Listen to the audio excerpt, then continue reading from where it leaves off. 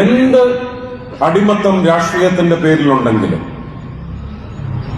രാഷ്ട്രീയത്തിൽ അടിയുറച്ച് വിശ്വസിച്ച് പോയിട്ടുണ്ടെങ്കിലും, വോട്ട് ചെയ്യുന്നത് രാഷ്ട്രീയത്തിന് വേണ്ടി ആയിരിക്കില്ല, രാഷ്ട്രീയ കക്ഷികൾക്ക് വേണ്ടി ആയിരിക്കില്ല.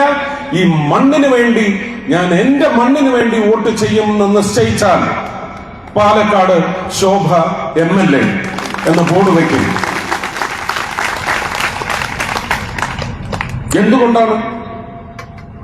എന്തുകൊണ്ട് ശോഭാ സുരേന്ദ്രൻ?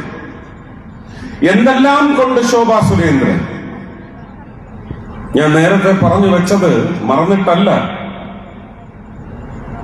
സ്വർണത്തിന്റെ കാര്യം മാത്രം എടുക്കുക, എനിക്കിഷ്ടമുള്ള വിഷയമേ അല്ല. ബഹുമാനപ്പെട്ട ഹൈക്കോടതിയാണ്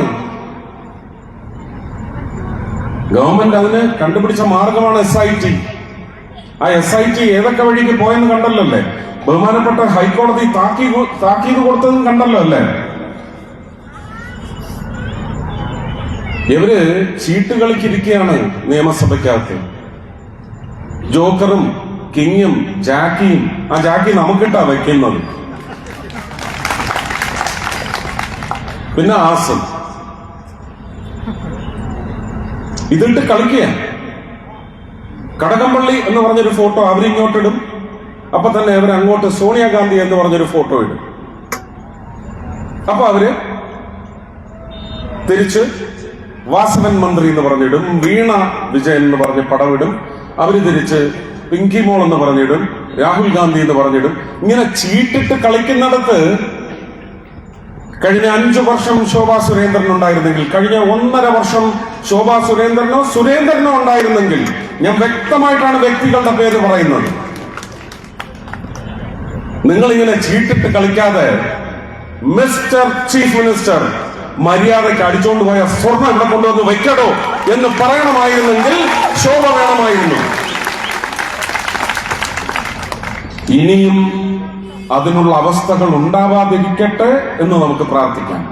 പക്ഷെ ഉണ്ടായാൽ ആര് ഭരിച്ചാലും, ഞാൻ നേരത്തെ പറഞ്ഞ സംഘശക്തി, ശബ്ദ സംഘശക്തി നിങ്ങൾ ഉറപ്പുവരുത്തുക. എണ്ണത്തിന്റെ കാര്യം പറഞ്ഞില്ലേ, നിങ്ങൾ പറയണം ഇന്നാരൊക്കെ ഉണ്ടാവണം നിയമസഭയിൽ. സുരേന്ദ്രൻ ഉണ്ടാവണം, ശോഭാ സുരേന്ദ്രൻ ഉണ്ടാവണം, രാജീവ് ചന്ദ്രശേഖർ ഉണ്ടാവണം, കൃഷ്ണദാസ് ഉണ്ടാവണം, V മുരളീധരൻ ഉണ്ടാവണം, സന്ദീപ് വാചസ്പതി ഉണ്ടാവണം, ഷോൺ ജോർജ് ഉണ്ടാവണം, അനൂപ് ആന്റണി ഉണ്ടാവണം, അഖിൽ മാരാർ ഉണ്ടാവണം. അവൻ സംസാരിക്കുന്നത് കേട്ടിട്ടുണ്ടോ?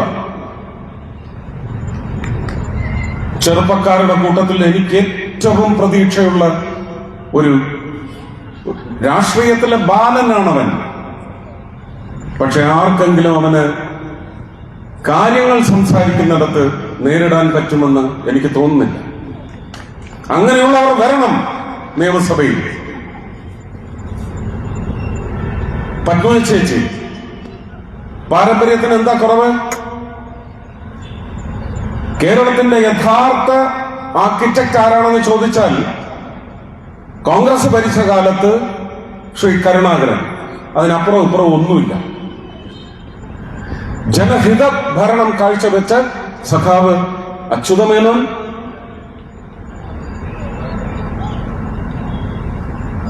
VS അച്യുതാനന്ദൻ, നയനാർ. അതിനപ്പുറം ഇപ്പുറം ഒന്നുമില്ല. അവരൊക്കെ എന്തായിരുന്നു എന്നേക്കാൾ നന്നായിട്ട് നിങ്ങൾക്കറിയാം. കേരളത്തിന് പിന്നെ കേന്ദ്രത്തിന്റെ ഒരു സഹായം കൊണ്ട് എന്തെങ്കിലും ചെയ്യാൻ സാധിച്ചിട്ടുള്ളത് ബഹുമാനീയനായ ശ്രീ O രാജഗോപാലിനെ കൊണ്ടാണ്. ആ O രാജഗോപാലിന്റെ പാരമ്പര്യമാണ് ഈ ഇരിക്കുന്നത്. ആ O രാജഗോപാലിന്റെ പാരമ്പര്യത്തിലുള്ള കണ്ണൂര് നിതീഷ് ആയാലും, രഞ്ജിത്ത് ആയാലും, ഹരിദാസ് ആയാലും, രഘുനാഥ് ആയാലും, കാസർഗോഡ് അശ്വിനി ആയാലും, തൃശൂര് ഗോപാലകൃഷ്ണൻ ആയാലും, അനീഷ് ആയാലും, നാഗേഷ് ആയാലും, ഇങ്ങനെ ഒരു 20-21 പേരെ നിങ്ങൾ എണ്ണി പേരെടുത്ത് നിശ്ചയിച്ചോളൂ ഉണ്ടെങ്കിൽ കേരളത്തിന്റെ ആത്മാഭിമാനത്തിന് അടുത്ത 5 വർഷം നിരന്തരമായ സംരക്ഷണമെങ്കിലും ഉണ്ടാകും. അതിനുശേഷം 2031 ആരും വെള്ളം വെച്ച് തിളപ്പിക്കണ്ട, അരിയും ഒരുക്കണ്ട, ഒരു വെള്ളവും തിളക്കില്ല. ആ തിളക്കുന്ന വെള്ളത്തിലേക്ക് ഒരു അരിയും ഇട്ടാൽ വേവില്ല. ഭാരതീയ ജനതാ പാർട്ടി കേരളം ഭരിക്കും, ശക്തമായ ഭൂരിപക്ഷത്തോടെ ഭരിക്കും. മാവേലി നാട് വാണിയിടും കാലം എന്ന് പറയുന്നത് അന്ന് സംഭവിക്കും. അതിലേക്കുള്ള ആദ്യ ചവിട്ടുപടിയായി ഇത് പാലക്കാടിന്റെ വലിയ ഉത്തരവാദിത്വമാണെന്ന് നിങ്ങൾ ദയവ് ചെയ്ത്, ഒരു രാഷ്ട്രീയ പ്രസംഗമേ അല്ല ഇത്, ഞാൻ കൃത്യമായ കാര്യങ്ങളാണ് നിരത്തിയത്. ഓരോ കേന്ദ്ര പദ്ധതിയും എടുത്തുകൊള്ളൂ. ഇവിടെ പാലക്കാട് മലമ്പുഴ ഉദ്യാനത്തിന് വേണ്ടി എത്ര വർഷമായിട്ട് നിങ്ങൾ രോദനം മാത്രം അവതരിപ്പിക്കുന്നു? പറയണം, പ്രശാന്ത് പറയണം, എത്ര വർഷമായി ഈ ഗതികെട്ട അവസ്ഥയിൽ കിടക്കുന്നത്? നിങ്ങൾ കൈകൂപ്പേണ്ടത് തൃശ്ശൂർക്കാരെയാണ്. കേരളത്തിൽ ആദ്യമായിട്ട് ഒരു MP ഞങ്ങൾ BJPക്ക് സമ്മാനിക്കും അവര് നിശ്ചയിച്ചെങ്കിൽ, അങ്ങനെ നിങ്ങൾ ഇങ്ങോട്ടൊരു ചീട്ടിട്ടാൽ ആ MP മന്ത്രിയായിരിക്കുന്ന നരേന്ദ്രമോദി തീരുമാനിച്ചെങ്കിൽ, പാലക്കാട്ടുകാർക്ക് വലിയ ആതിഥേയരാവാൻ വേണ്ടി മലമ്പുഴ ഡാമിലേക്ക് 69 ചില്ലുവാനും കോടി കൊടുത്തുകൊണ്ടാണ് ആ ഉദ്യാനത്തിന്റെ പണി ഇപ്പൊ നടന്നുകൊണ്ടിരിക്കുന്നത്. മന്ത്രിക്ക് കണക്ക് തെറ്റിയെന്നാണ് പ്രശാന്ത് പറയുന്നത്. 76 കോടിയാണ്. ഒരാൾക്കെങ്കിലും അറിയാമല്ലോ.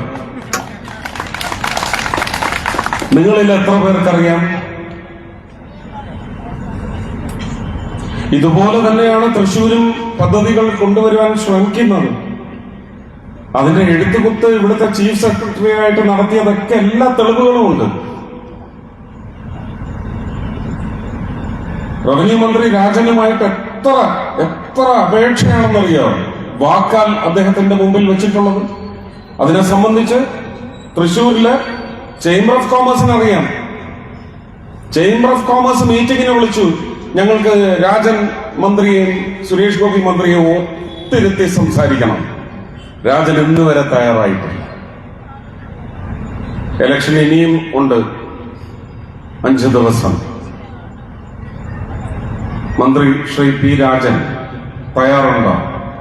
ചേംബറുകാരുടെ മുമ്പിൽ വന്നിരുന്ന് ഇതിന് ഇനി എയിംസിലേക്ക് വരാൻ ആരൊക്കെ എവിടൊക്കെയോ ഇരുന്ന് പുലമ്പുന്നുണ്ട് കേട്ടോ. ഞാൻ കേരളത്തിലേക്ക് എയിംസ് വന്നിരിക്കുന്ന പറഞ്ഞ, കൊണ്ടുവരുമെന്നല്ല പറഞ്ഞ, പക്ഷെ ഇനി പറയുന്നു കേരളത്തിലേക്ക് എയിംസ് കൊണ്ടുവന്നിരിക്കും. വികസന കാഴ്ചപ്പാടെന്ന് പറയുന്നത് രാജ്യത്തിന്റെ വികസന കാഴ്ചപ്പാട് ഒരു പ്രധാനമന്ത്രി കാണും, ഒരു മുഖ്യമന്ത്രി ആ സംസ്ഥാനത്തിന്റെ കാഴ്ചപ്പാട് കാണണം. സംസ്ഥാനത്തെ എല്ലാ പ്രദേശങ്ങൾക്കും എതുവഴിയാണ് വികസനത്തിന്റെ വലിയ ഒരു മുദ്ര ചാർത്തിയാൽ ഏതൊക്കെ വഴിയാണ് മറ്റ് അനന്തര വികസന സംരംഭങ്ങൾ വരുന്നത്.